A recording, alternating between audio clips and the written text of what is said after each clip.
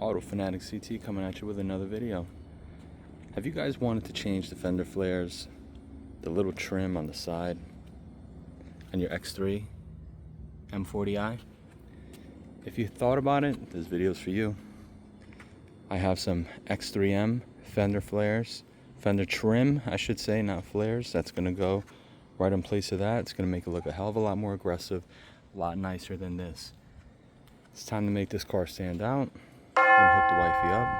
I'm going to show you how it's so easy to do this with a little flat screwdriver in 2 minutes of your time.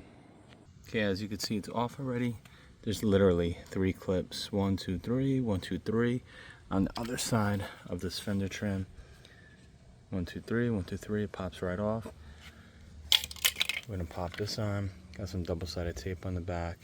I'll put a link in the description if you guys are interested in purchasing this for your X3 M40i. We're gonna peel some of the tape off to get it going. Once it's installed, we will peel it back all the way and secure it. Just like that, it's installed. Looks way more aggressive. You got the look of the X3 M right on the side of your car without having that tiny little vent that used to be there. This looks way better on the car, especially with all the shadow line and gloss black. We're gonna do the other side, and that's basically it, guys. I'll put a link in the description. A few minutes of your time. You can use a tiny little screwdriver like this with microfiber at the end, or you can use a little trim tool. Let me know what you guys think. If you haven't subscribed already, please do so. I do a ton of videos, small little DIYs, and majority of it in my videos are just me talking about new models coming out, my own M340.